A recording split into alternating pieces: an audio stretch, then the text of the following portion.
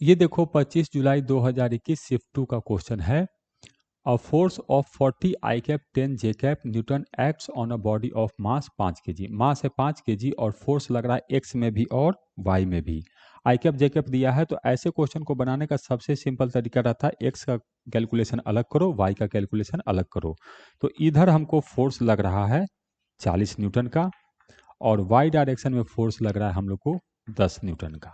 ठीक है, मास दिया है हम लोग को 5 केजी। ठीक, if the body starts from rest, body rest से स्टार्ट करता है, इसका मतलब इधर इनिशियल वेलोसिटी भी हम लोग को जीरो है और इधर इनिशियल वेलोसिटी भी हम लोग को जीरो है।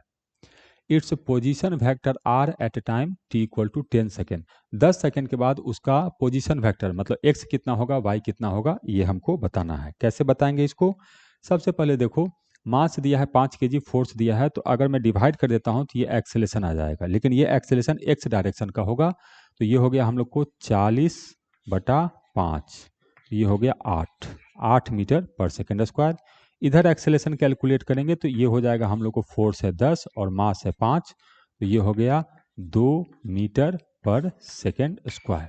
ये भी 8 मीटर पर सेकेंड स्क्वायर। ठीक, हमें बताना है t इक्वल टू 10 सेकेंड पर, तो इसके लिए फॉर्मूला लिखेंगे s equal to u t plus half a t square. हाँ, u कितना है, तो u तो जीरो है, तो ये वाला चीज़ खत्म हो गया।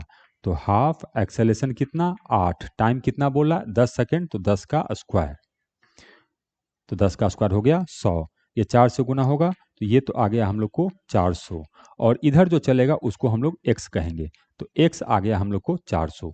सेम फॉर्मूला मैं y में लगाऊंगा, तो क्योंकि एक्सेलेशन कांस्टेंट है तो फॉर्मूला यही लगेगा, s equal to u t plus half a t square.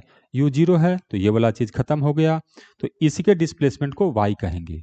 तो हाफ कितना एक्सेलेशन, तो 2 है y में, और टाइम तो 10 है, तो 10 का स्क्वायर 100, तो ये तो हम लोग को 100 ही आ गया। तो इसको लिखेंगे कितना, x में 400 और y में 100। देखते हैं ऑप्शन, x में 100 y में 400, गलत हो गया, उल्टा लिख दिया, x में 400 y में 100, तो करेक्ट आंसर है इसका सी।